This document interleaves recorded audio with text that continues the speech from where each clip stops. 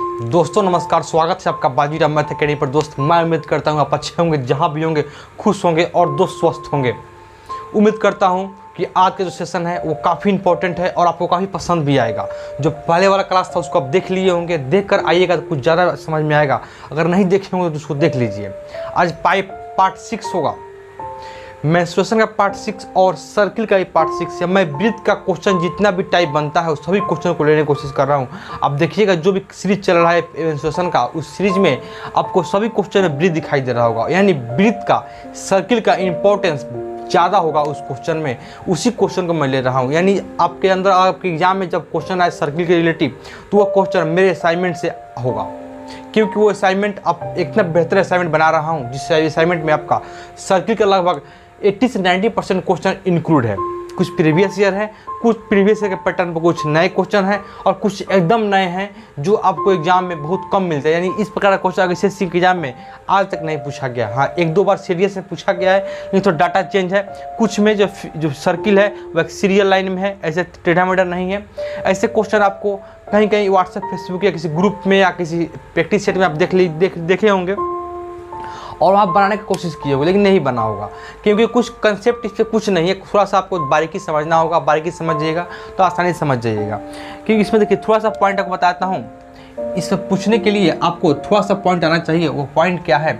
आपको पाइथागोरस, आपका पाइथागोरस का फार्मूला आना चाहिए। पाइथागोरस का फार्मूला क्या है थोड़ा सा मैं बता दे रहा हूँ।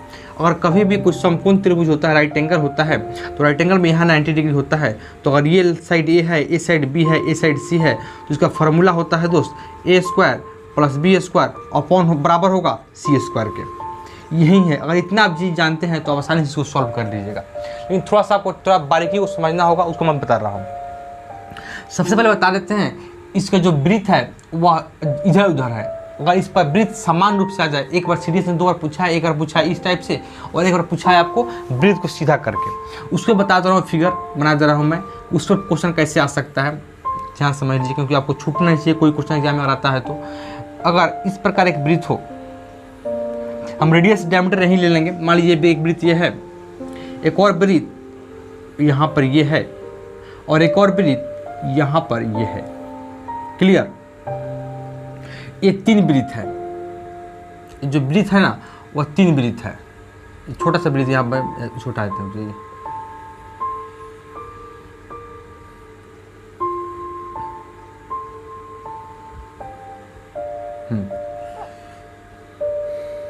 समझ गए आप बात को? ये 3 वृत्त है,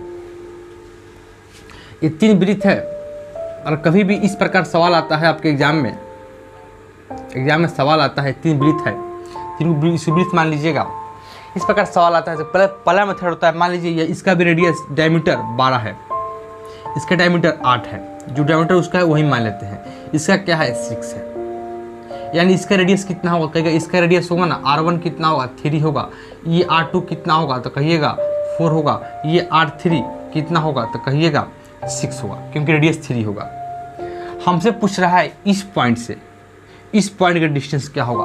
इसी क्वेश्चन में पूछा गया है, अगर ये पॉइंट P है, ये पॉइंट Q है, तो पूछा गया है P से Q का डिस्टेंस है, हमको ये डिस्टेंस निकालना है। उसी प्रकार इस क्वेश्चन में पूछा गया ये डिस्टेंस क्या होगा P से, ये मान लीजिए P पॉइंट है, Q पॉइंट है, इसका डिस्टेंस क्या होगा। तो आसान तरीका है। तरीका क्या आसान है?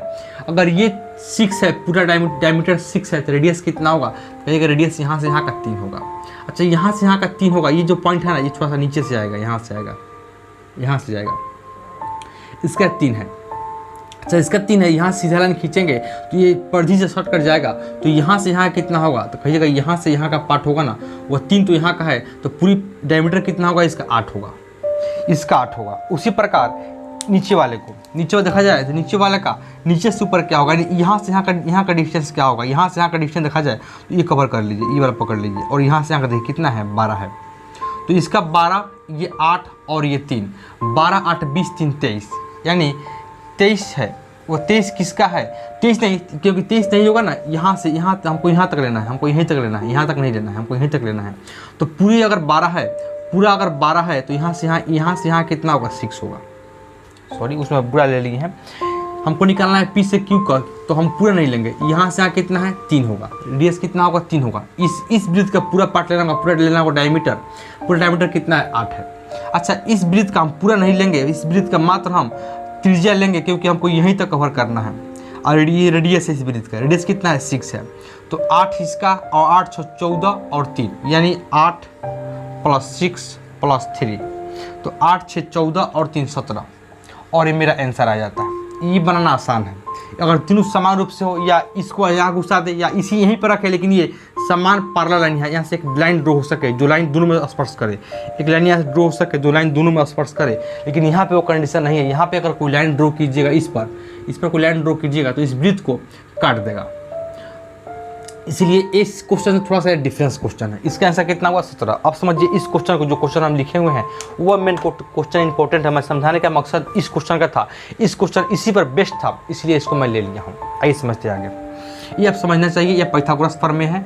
ये जो परपेंडिकुलर ये जो होता है ना, ये परपेंडिकुलर बोलते हैं, इसको बोलते हैं P, इसको बोलते हैं बेस, यानी B है, ये परपेंडिकुलर है, ये हाइपोटेन्यूज है, लंब है, ये आधार है, ये कर्ण है। परपेंडिकुलर का स्क्वायर प्लस बेस का स्क्वायर बराबर होगा हाइपोटेन्यूज का स्क्वायर, यानी इस साइड का स्क्वायर प्लस इस साइड का स्क्वायर बराबर होगा इस साइड के स्क्वायर के, इस साइड के स्क्वायर के। क्लियर? अब समझते हैं हम उस क्वेश्चन पर आते हैं, और इतना चीज़ जानते हैं तो आप क्वेश्चन को आसानी से सॉल्व कर लीजिए। कैसे समझिए बातों को,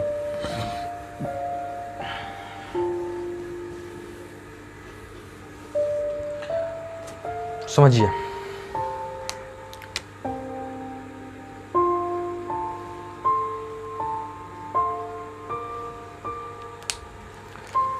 समझिएगा इसमें, देखिए ये पूरा कितना है 6 है।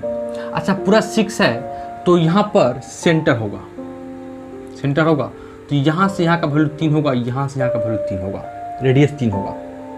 ये पूरा 8 है तो यहाँ पर कहीं ना कहीं सेंटर होगा, सेंटर होगा, यानी यहाँ इस पार्ट का वैल्यू 4 है तो इस पार्ट का वैल्यू 8 है, यानी इसका रेडियस 4, ये रेडियस भी 4, रेडियस समान होता है, सब एक वृत्त का रेडियस हमेशा समान होता है। अच्छा ये पूरा 12 है तो इसका कहीं ना कहीं सेंटर होगा, सेंटर होगा। ये पूरा 12 है तो यहाँ से इस परिधि से इस पॉइंट का बिंदु कितना होगा 6 होगा, यहाँ से इस पॉइंट से इस परिधि का लेंथ कितना होगा 6 होगा। इतना आप समझते हैं, फिर बात तो समझिए। देखिए ध्यान समझने की कोशिश कीजिएगा, मज़ा आएगा, ध्यान समझिएगा अच्छा लगेगा, और थोड़ा सा हवाइएगा, उस वीडियो भगा दीजिएगा, इधर इधर कीजिएगा उधर कीजिएगा, समझ में नहीं आएगा, इसलिए बारीकी समझिए क्वेश्चन। अच्छा समझिए दोस्त, जब यहाँ से यहाँ का डिस्टेंस 3 है तो हम कह सकते हैं यहाँ से पर डालिए परपेंडिकुलर, लेता हूँ ब्लैक पेन। जब यहाँ से यहाँ का डिस्टेंस 3 है तो क्या यहाँ से यहाँ का डिस्टेंस भी 3 होगा? बिल्कुल होगा, क्योंकि यहाँ से डालेंगे हम परपेंडिकुलर 90 डिग्री, 3 होगा, बिल्कुल होगा। अब फिर समझिए बात को, जब यहाँ से यहाँ का डिस्टेंस 4 है, यहाँ से डालिएगा परपेंडिकुलर, तो क्या यहाँ से यहाँ का डिस्टेंस भी 4 होगा? बिल्कुल होगा, बिल्कुल होगा।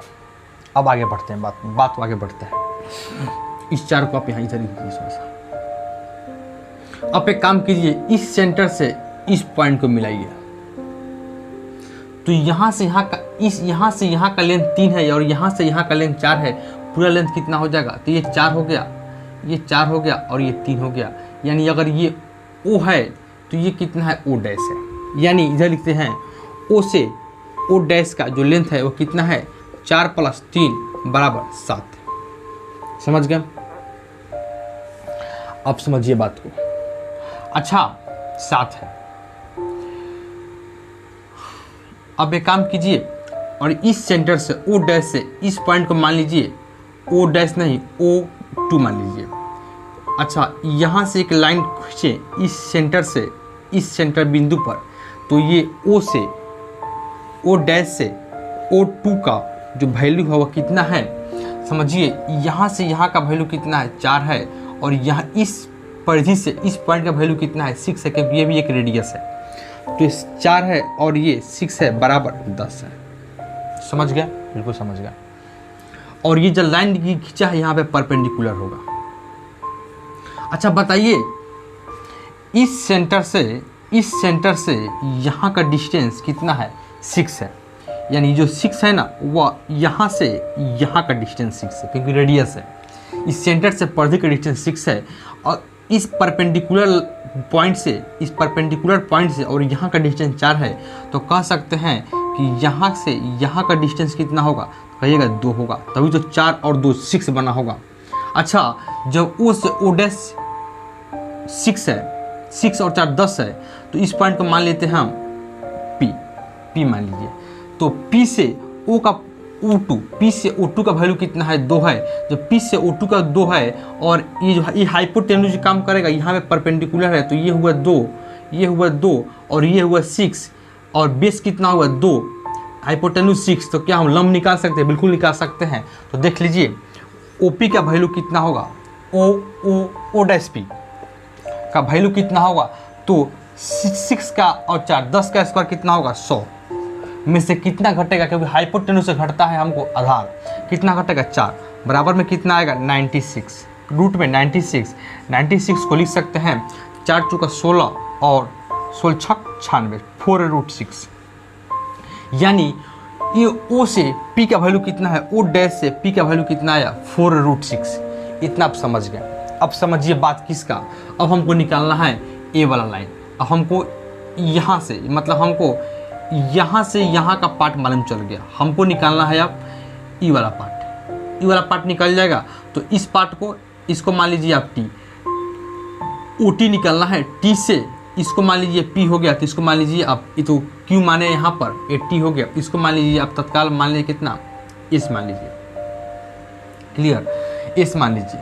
अच्छा, ये S है, तो T से S का वैल्यू हमको निकल गया, T से S का वैल्यू निकल गया। यानी हम कह सकते हैं O डैश और P, कह सकते हैं O डैश P बराबर होगा किसके?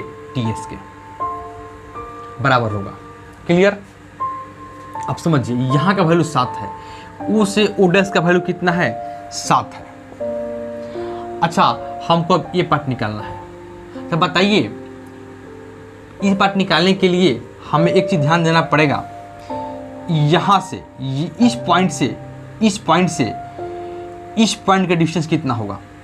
क्योंकि यही पॉइंट ऊपर जाकर लेंथ है, ये जो लेंथ है वो लेंथ ऊपर बराबर है। यानी ये कितना है? PS P, ये P है और S है, PS भी बराबर होगा किसके? O डैश T के। PS भी बराबर होगा, PS बराबर होगा किसके? O डैश T के। ये भी बराबर होगा। कैसे? कि यहाँ इस पॉइंट से यहाँ का डिस्टेंस समान, और ये पॉइंट से इस पॉइंट का डिस्टेंस समान। अच्छा, ये कितना है? तो कहेगा यहाँ से यहाँ का 2 है, और यहाँ से यहाँ कितना होगा? तो यहाँ से यहाँ 2 निकालने के लिए, जबकि इस सेंटर से इस परिधि का लेंथ 6 है, कितना है? यानी 6 है, यानी त्रिज्या 6 है, 6 में से 3 निकल गया, तो बच कितना गया? 3। अच्छा, यहाँ से यहाँ का डिस्टेंस 6 है, तो यहाँ इधर 3 तो इधर भी 3। अब 3 ये है, जब 3 ये है, तो यहाँ 3 और यहाँ 2, यानी इस पॉइंट से इस पॉइंट का डिस्टेंस कितना हुआ? 3 और 2 5। हम लिख सकते हैं ये कितना है? S और P, SP का वैल्यू कितना है? बराबर 5। लिख सकते हैं बराबर 5, यानी 3 यहाँ पर और 2 यहाँ पर 5। अच्छा, 5 यहाँ पर है, तो ये भी 5 होगा। अच्छा, ये भी 5 होगा। हमको निकालना क्या है? हमको निकालना है A वाला डिस्टेंस। A वाला डिस्टेंस निकालने के लिए यहाँ पर होगा 90 डिग्री। तो हम क्या करेंगे? ये 4 और 3 7, 4 और 3 7, 7 के स्क्वायर में से अगर 5 के स्क्वायर घटा दे तो हमको ये डिस्टेंस निकल जाएगा, क्योंकि हाइपोटेन्यूज से घटाएंगे बेस तो हमको लंब निकल जाएगा। तो हम निकाल सकते हैं। कैसे? समझिए बात। हमको निकालना क्या है? हमको निकालना है OT निकालने के लिए रूट अंडर 4 और 3 7, 7 का स्क्वायर कितना होगा? 49। कितना होगा? 49 माइनस 25 बराबर कितना होगा? कहिएगा 24 होगा, और रूट में आएगा। इसको बराबर करेंगे तो कितना होगा? 4 चौका 16 और 4 नहीं, यहाँ पे कितना होगा? 2 दूनी 4 और 4 चौका 24, यानी 2√6। ये हो गया 4√6, ये होगा 2√6। यानी OT का वैल्यू, O से T का वैल्यू कितना निकला? 2√6। कितना? 2√6। अच्छा, O डैश से P का वैल्यू कितना निकला? O डैश किधर है? O डैश से P का वैल्यू, O डैश किधर है? O डैश से P का वैल्यू, P किधर है? अच्छा, O डैश से P का वैल्यू है देखिए तो घबरा गया का। अच्छा हाँ, ओ डैश पी का वैल्यू कितना है तो कहिएगा 4√6 है, क्योंकि ओ डैश पी और टी एस बराबर है, तो ये टी एस ये भी बराबर होगा। तो कितना है 4√6 और 2√6, तो यानी इस पार्ट को और इसका कितना है 4√6। तो हम 2√6 हम क्या करेंगे, इधर देखिए इधर बनाते हैं इधर 2√6 प्लस 4√6 बराबर कितना होगा 6√6, और यही मेरा आंसर आएगा। ठीक, मैं उम्मीद करता हूँ इस पॉइंट और ये जो बताएं तरीका, इस तरीका आपको अच्छा लगा होगा, पसंद आया होगा। अगर वीडियो पसंद आया होगा दोस्त तो वीडियो को लाइक कीजिए, सब्सक्राइब कीजिए और दोस्तों के पास शेयर कीजिए, क्योंकि ये पॉइंट काफ़ी इंपॉर्टेंट है। एग्जाम में पूछा गया है, फिर पूछने की पॉसिबिलिटी है। अभी तक एसएससी में नहीं आया है, लेकिन आने की पॉसिबिलिटी है, क्योंकि सीडीएस में क्वेश्चन इस पर 2 टाइप से आ गया है। 2 टाइप हम बताने की कोशिश किए। फर्स्ट टाइप एक सिंपल सा है, सेकंड टाइप है वो थोड़ा डिफिकल्ट है, जो समझने वाली क्वेश्चन है। आप यहाँ से नोट डाउन कर लीजिए लाइने से सभी क्वेश्चन को। मिलता हूँ मैं अगली क्लास में, तब तक के लिए नमस्कार।